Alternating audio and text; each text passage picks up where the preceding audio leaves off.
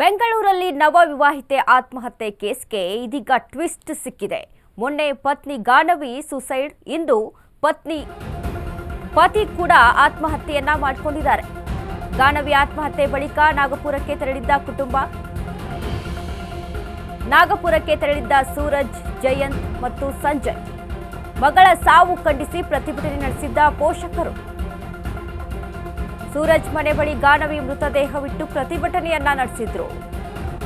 ಹೀಗಾಗಿ ಬಂಧನಕ್ಕೆ ಹೆದರಿ ಸೂರಜ್ ಆತ್ಮಹತ್ಯೆ ಶಂಕೆ ವ್ಯಕ್ತವಾಗ್ತಾ ಇದೆ. ಗಾನವಿ ಆತ್ಮಹತ್ಯೆ ಬಳಿಕ ನಾಗಪುರಕ್ಕೆ ತೆರಳಿದ್ದ ಸೂರಜ್ ಮತ್ತು ಜಯಂತಿ ಅಂಡ್ ಸಂಜಯ್ ಮಗಳ ಸಾವು ಖಂಡಿಸಿ ಪ್ರತಿಭಟನೆ ನಡೆಸಿದ್ದ ಪೋಷಕರು ಬೆಂಗಳೂರಲ್ಲಿ ನವವಿವಾಹಿತೆ ಆತ್ಮಹತ್ಯೆ ಕೇಸ್ಗೆ ಈಗ ಹೊಸ ಟ್ವಿಸ್ಟ್ ಸಿಕ್ಕಿದೆ. ಮೊನ್ನೆ ಪತ್ನಿ ಗಾನವಿ ಸೂಸೈಡ್ ಮಾಡಿಕೊಂಡಿದ್ರು, ಆದರೆ ಇಂದು ಪತಿ ಕೂಡ ಆತ್ಮಹತ್ಯೆಯನ್ನ ಮಾಡಿಕೊಂಡಿದ್ದಾರೆ.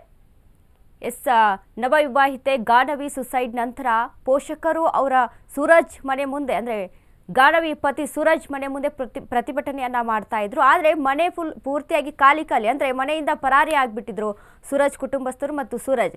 ಇದೀಗ ಸೂರಜ್ ಕೂಡ ಆತ್ಮಹತ್ಯೆಯನ್ನ ಮಾಡಿಕೊಂಡಿದ್ದಾನೆ.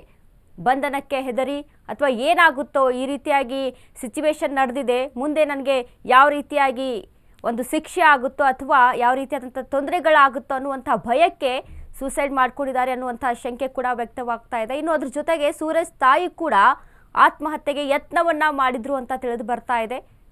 ಹೀಗಾಗಿ ಯಾವ ರೀತಿಯಾಗಿ ಅಲ್ಲಿ ನಿಜವಾಗ್ಲೂ ವರದಕ್ಷಿಣೆಯ ಕಿರುಕುಳ ಇತ್ತಾ ಅಥವಾ ಏನಾದರೂ ಬೇರೆ ಸಮಸ್ಯೆ ಇತ್ತಾ? ಯಾಕಂದ್ರೆ ಸೂರಜ್ ಕೂಡ ಇದೀಗ ಆತ್ಮಹತ್ಯೆ ಮಾಡಿಕೊಂಡಿರುವಂಥದ್ದು ಹಲವಾರು ಅನುಮಾನಗಳನ್ನು ಹುಟ್ಟಿ ಹಾಕ್ತಾ ಇದೆ ಈ ಗಾನವಿ ಸೂಸೈಡ್ ಮತ್ತು ಸೂರಜ್ ಸೂಸೈಡ್ ಕೇಸ್. ಹಾಗಾದ್ರೆ ಮುಂದಿನ ದಿನಗಳಲ್ಲಿ ಯಾವ ರೀತಿಯಾದಂಥ ತನಿಖೆ ಅಲ್ಲಿ ತಿಳಿದು ಬರುತ್ತೆ, ತನಿಖೆಯಿಂದ ಮತ್ತಷ್ಟು ಮಾಹಿತಿ ತಿಳಿದು ಬರಬೇಕಾಗುತ್ತೆ. ನಾಗಪುರದ ಖಾಸಗಿ ಹೋಟೆಲ್ ರೂಮ್ನಲ್ಲಿ ಸೂಸೈಡ್ ಮಾಡ್ಕೊಂಡಿದ್ದಾನೆ ಸೂರಜ್. ಮಹಾರಾಷ್ಟ್ರದ ನಾಗಪುರದಲ್ಲಿ ಪತಿ ಸೂರಜ್ ಆತ್ಮಹತ್ಯೆನ ಮಾಡ್ಕೊಂಡಿರುವಂಥದ್ದು. ಬೆಂಗಳೂರಿನ ವಿದ್ಯಾರಣ್ಯಪುರ ಮನೆಯಿಂದ ಎಸ್ಕೇಪ್ ಆಗಿದ್ದಂಥ ಕುಟುಂಬ ನಾಗಪುರದ ಹೋಟೆಲ್ ಒಂದರಲ್ಲಿ ವಾಸವಾಗಿರುತ್ತೆ. ಅಲ್ಲಿಂದಲೇ ಸೂರಜ್ ಕೂಡ ಆತ್ಮಹತ್ಯೆಯನ್ನ ಮಾಡ್ಕೊಂಡಿದ್ದಾನೆ. ಇನ್ನು ಸೂರಜ್ ತಾಯಿ ಜಯಂತಿ ಕೂಡ ಆತ್ಮಹತ್ಯೆಗೆ ಯತ್ನವನ್ನ ಮಾಡಿದ್ರು. ಇದೀಗ ಅವರನ್ನ ನಾಗಪುರದ ಆಸ್ಪತ್ರೆಯಲ್ಲಿ ಚಿಕಿತ್ಸೆಯನ್ನ ಕೊಡಿಸಲಾಗ್ತಾ ಇದ್ದಾರೆ. ಬೆಂಗಳೂರಿನ ನವವಿವಾಹಿತೆ ಆತ್ಮಹತ್ಯೆ ಕೇಸ್ಗೆ ಈಗ ಹೊಸ ಟ್ವಿಸ್ಟ್ ಸಿಕ್ಕಂತಾಗಿದೆ. ಯಾಕಂದರೆ ಗಾನವಿ ಒಂದು ಏನು ಸುಸೈಡ್ ಮಾಡ್ಕೊಂಡಿದ್ದಾರೆ, ಅದರ ಬಳಿಕ ಗಾನವಿ ಪೋಷಕರು ಅವರ ಮನೆ ಹತ್ರ, ಸೂರಜ್ ಮನೆ ಹತ್ರ ಹೋಗಿ ಪ್ರತಿಭಟನೆಯನ್ನು ಮಾಡ್ತಾ ಇರ್ತಾರೆ. ಪೊಲೀಸರು ಕೂಡ ಇದನ್ನು ನಿಯಂತ್ರಿಸಿರ್ತಾರೆ ನಿನ್ನೆ ಅಷ್ಟೇ. ಅದಾದ ಬಳಿಕ ಇದಕ್ಕೆ ವರದಕ್ಷಿಣೆ ಕಿರುಕುಳ ಅನ್ನುವಂಥ ಆರೋಪ ಕೂಡ ಕೇಳಿ ಬಂದಿರುತ್ತೆ. ಈ ಪ್ರಕರಣಕ್ಕೆ ಕುರಿತಂತೆ ಅಲ್ಲಿ ಕೇಸ್ ಕೂಡ ದಾಖಲಾಗಿರುತ್ತೆ. ಇದೆಲ್ಲದರ ಭಯವನ್ನು ಪಟ್ಕೊಂಡು ಇದೀಗ ಸೂರಜ್ ಆತ್ಮಹತ್ಯೆಯನ್ನು ಮಾಡ್ಕೊಂಡಿದ್ದಾರೆ ಅನ್ನುವಂಥ ಶಂಕೆ ವ್ಯಕ್ತವಾಗ್ತಾ ಇದೆ. ಅದರ ಜೊತೆಗೆ ಸೂರಜ್ ತಾಯಿ ಜಯಂತಿ ಕೂಡ ಆತ್ಮಹತ್ಯೆಗೆ ಯತ್ನವನ್ನ ಮಾಡಿದ್ರು. ಗಾನವಿ ಆತ್ಮಹತ್ಯೆ ಬಳಿಕ ನಾಗಪುರಕ್ಕೆ ತೆರಳಿದ್ದ ಸೂರಜ್, ಜಯಂತಿ ಮತ್ತು ಸಂಜಯ್ ಮಗಳ ಸಾವು ಖಂಡಿಸಿ ಪ್ರತಿಭಟನೆ ನಡೆಸಿದ್ದ ಪೋಷಕರು ಸೂರಜ್ ಮನೆ ಬಳಿ ಗಾನವಿ ಮೃತದೇಹವಿಟ್ಟು ಪ್ರತಿಭಟನೆಯನ್ನ ನಡೆಸಿದ್ರು. ಹೀಗಾಗಿ ಬಂಧನಕ್ಕೆ ಹೆದರಿ ಸೂರಜ್ ಆತ್ಮಹತ್ಯೆ ಮಾಡಿಕೊಂಡಿದ್ದಾರೆ ಅನ್ನುವಂಥ ಶಂಕೆ ವ್ಯಕ್ತವಾಗ್ತಾ ಇದೆ. ಗಾನವಿ ಆತ್ಮಹತ್ಯೆ ಬಳಿಕ ಇಡೀ ಕುಟುಂಬ ನಾಗಪುರಕ್ಕೆ ತೆರಳಿರ್ತಾರೆ, ಎಸ್ಕೇಪ್ ಆಗಿರ್ತಾರೆ ಮನೆಯಿಂದ. ಮನೆ ಮುಂದ್ಗಡೆ ಮಗಳ ಸಾವನ್ನ ಖಂಡಿಸಿ ಪೋಷಕರು ಪ್ರತಿಭಟನೆಗೆ ಮುಂದಾಗಿರ್ತಾರೆ. ಆದರೆ ಸೂರಜ್ ಕುಟುಂಬಸ್ಥರು ಪೂರ್ತಿಯಾಗಿ ಮನೆಯಿಂದ ಎಸ್ಕೇಪ್ ಆಗಿ ನಾಗಪುರಕ್ಕೆ ಹೊರಡುತ್ತಾರೆ. ನಾಗಪುರದ ಹೋಟೆಲ್ ಒಂದರಲ್ಲಿ ವಾಸವಾಗಿರ್ತಾರೆ. ಆದರೆ ಸೂರಜ್ ಈಗ ನಾಗಪುರದ ಹೋಟೆಲ್ನಲ್ಲೇ ಸೂಸೈಡ್ ಅನ್ನ ಮಾಡಿಕೊಂಡಿರುವಂಥದ್ದು. ನಾಗಪುರಕ್ಕೆ ತೆರಳಿದ್ದ ಸೂರಜ್, ಜಯಂತಿ ಮತ್ತು ಸಂಜಯ್ ಮಗಳ ಸಾವು ಖಂಡಿಸಿ ಪ್ರತಿಭಟನೆ ನಡೆಸಿದ್ದಂಥ ಪೋಷಕರು ಸೂರಜ್ ಮನೆ ಬಳಿ ಗಾನವಿ ಪೋಷಕರು ಪ್ರತಿಭಟನೆಯನ್ನು ನಡೆಸ್ತಾ ಇರ್ತಾರೆ. ಆದರೆ ಸೂರಜ್ ಮತ್ತು ಸೂರಜ್ ಕುಟುಂಬ ನಾಗಪುರಕ್ಕೆ ತೆರಳಿರ್ತಾರೆ. ಅಂದರೆ ಏನಾಗ್ಬಿಡುತ್ತೋ ಅನ್ನುವಂಥ ಭಯದಿಂದ ಮನೆಯನ್ನು ಖಾಲಿ ಮಾಡಿಕೊಂಡು ನಾಗಪುರಕ್ಕೆ ಎಸ್ಕೇಪ್ ಆಗಿರ್ತಾರೆ. ಇದೀಗ ನಾಗಪುರದ ಹೋಟೆಲ್ ಒಂದರಲ್ಲೇ ಸೂರಜ್ ಆತ್ಮಹತ್ಯೆಯನ್ನು ಮಾಡ್ಕೊಂಡಿದ್ದಾನೆ. ಅದರ ಜೊತೆಗೆ ಸೂರಜ್ ತಾಯಿ ಜಯಂತಿ ಕೂಡ ಆತ್ಮಹತ್ಯೆಗೆ ಯತ್ನವನ್ನ ಮಾಡಿದ್ರು. ಜಯಂತಿಯನ್ನ ನಾಗಪುರದ ಆಸ್ಪತ್ರೆಗೆ ದಾಖಲಿಸಲಾಗಿದೆ. ಬಂಧನಕ್ಕೆ ಹೆದರಿ ಸೂರಜ್ ಆತ್ಮಹತ್ಯೆಯನ್ನ ಮಾಡಿಕೊಂಡ ಅನ್ನುವಂಥ ಪ್ರಶ್ನೆ ಇಲ್ಲಿ ಕಾಣಿಸ್ತಾ ಇದೆ. ಯಾಕಂದರೆ ನಿನ್ನೆ ಅಷ್ಟರ ಮಟ್ಟಿಗೆ ಒಂದು ಪೋಷಕರ ಆಕ್ರೋಶ ಅಲ್ಲಿ ವ್ಯಕ್ತವಾಗ್ತಾ ಇತ್ತು. ಗಾನವಿ ಡೆಡ್ ಬಾಡಿಯನ್ನು ಸೂರಜ್ ಮನೆ ಮುಂದೆ ಇಟ್ಟು ಪ್ರತಿಭಟನೆಗೆ ಮುಂದಾಗಿದ್ರು, ಪ್ರತಿಭಟನೆಯನ್ನು ನಡೆಸಿದ್ರು, ತಮ್ಮ ಆಕ್ರೋಶವನ್ನು ವ್ಯಕ್ತಪಡಿಸಿದ್ರು. ನನ್ನ ಮಗಳ ಸಾವಿಗೆ ನ್ಯಾಯವನ್ನು ಕೊಡಿಸಿ ಅನ್ನುವಂಥದ್ದನ್ನ ಅಲ್ಲಿ ಕೇಳ್ಕೊಂಡಿದ್ರು. ಪೊಲೀಸರು ಕೂಡ ಇದನ್ನು ನಿಯಂತ್ರಣ ಮಾಡಿದ್ರು ಆ ಸದ್ಯದ ಟೈಮ್ನಲ್ಲಿ. ಅದಾದ ಬಳಿಕ ಈಗ ಪೊಲೀಸರು ಕೂಡ ಹೆಚ್ಚಿನ ತನಿಖೆಯನ್ನು ನಡೆಸ್ತಾ ಇದ್ರು. ವರದಕ್ಷಿಣೆ ಕಿರುಕುಳವನ್ನು ಮಾಡ್ತಾ ಇದ್ದಾರೆ ಅನ್ನುವಂಥ ಒಂದು ಕೇಸ್ ಕೂಡ ದಾಖಲಾಗಿತ್ತು ಅಲ್ಲಿ. ಈ ಕುರಿತಂತೆ FIR ಕೂಡ ದಾಖಲಾಗಿತ್ತು. ಇದೆಲ್ಲದಕ್ಕೂ ಹೆದರಿ ಇದೀಗ ಎಸ್ಕೇಪ್ ಆಗಿದ್ರು. ಆದರೆ ಸೂರಜ್ ಕೂಡ ಸುಸೈಡ್ ಮಾಡ್ಕೊಂಡಿದ್ದಾರೆ. ಇದೇ ವಿಚಾರಕ್ಕೆ ಪತಿ ಮತ್ತು ಪತ್ನಿ ನಡುವೆ ಮನಸ್ತಾಪ ಆಗಿತ್ತು ಅನ್ನುವಂತಹ ವಿಷಯ ತಿಳಿದು ಬರ್ತಾ ಇದೆ. ಅರ್ಧದಲ್ಲೇ ಹನಿಮೂನ್ ಕೂಡ ವಾಪಸ್ ಆಗಿದ್ರು. ವಾಪಸ್ ಬಳಿಕ ಆತ್ಮಹತ್ಯೆ ಮಾಡಿಕೊಂಡಿದ್ದಂತಹ ಗಾನವಿ ಕುಟುಂಬದ ಆರೋಪದಿಂದ ಸೂರಜ್ಗೆ ಅವಮಾನ ಆಗಿದೆ. ಅವಮಾನ ತಾಳಲಾರದೆ ಆತ್ಮಹತ್ಯೆ ಮಾಡಿಕೊಂಡಂತಹ ಶಂಕೆ ಕೂಡ ಇಲ್ಲಿ ವ್ಯಕ್ತವಾಗ್ತಾ ಇದೆ. ಮೃತ ಗಾನವಿಗೆ ಮದುವೆಗೂ ಮುನ್ನವೇ ಲವ್ ಅಫೇರ್ ಇತ್ತು.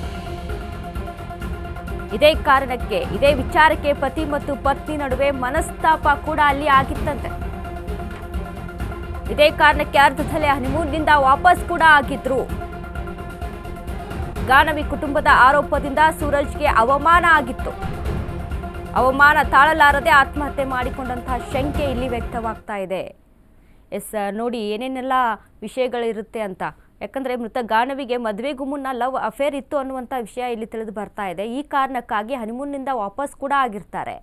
ವಾಪಸ್ ಆದ ಬಳಿಕ ಇದೇ ಕಾರಣಕ್ಕೆ ಅರ್ಧದಲ್ಲೇ ಹನಿಮೂನ್ನಿಂದ ವಾಪಸ್ಸಾಗಿ ಮತ್ತು ಪತಿ ಮತ್ತು ಪತ್ನಿಯ ನಡುವೆ ಮನಸ್ತಾಪಗಳು ಕೂಡ ಆಗಿರುತ್ತೆ. ವಾಪಸ್ ಆದ ಬಳಿಕ ಆತ್ಮಹತ್ಯೆಗೆ ಯತ್ನವನ್ನು ಮಾಡಿಕೊಂಡಿರ್ತಾಳೆ ಗಾನವಿ. ಅದಾದ ಬಳಿಕ 2 ದಿನ ಆಸ್ಪತ್ರೆಯಲ್ಲೇ ಇದ್ದು ಆಸ್ಪತ್ರೆಯಲ್ಲಿ ಅಡ್ಮಿಟ್ ಆಗಿ ಅದಾದ ಬಳಿಕ ಸಾವನ್ನಪ್ಪಿರ್ತಾಳೆ. ಗಾನವಿ ಕುಟುಂಬದ ಆರೋಪದಿಂದ ಸೂರಜ್ಗೆ ಅವಮಾನ ಆಗಿತ್ತು. ಸುಮ್ಮನೆ ಆರೋಪ ಮಾಡ್ತಾ ಇದ್ದಾರೆ, ವರದಕ್ಷಿಣೆ ಕಿರುಕುಳ ಅದು ಇದು ಅಂತ ಹೇಳಿ ಅನ್ನುವಂಥ ವಿಷಯಕ್ಕೆ ಈಗ ಸೂರಜ್ ಕೂಡ ಸುಸೈಡ್ ಮಾಡ್ಕೊಂಡಿದ್ದಾನೆ. ಈ ಬಗ್ಗೆ ಹೆಚ್ಚಿನ ಮಾಹಿತಿಯನ್ನ ಕೊಡ್ತಾರೆ ನಮ್ಮ ಪ್ರತಿನಿಧಿ ಅರುಣ್. ಅರುಣ್, ಇದೀಗ ನವವಿವಾಹಿತೆ ಒಂದು ಸೂಸೈಡ್ಗೆ ಒಂದು ಹೊಸ ಟ್ವಿಸ್ಟ್ ಸಿಕ್ಕಿದೆ. ಏನೆಲ್ಲ ಅಪ್ಡೇಟ್ಸ್ ಇದೆ ಈ ಬಗ್ಗೆ?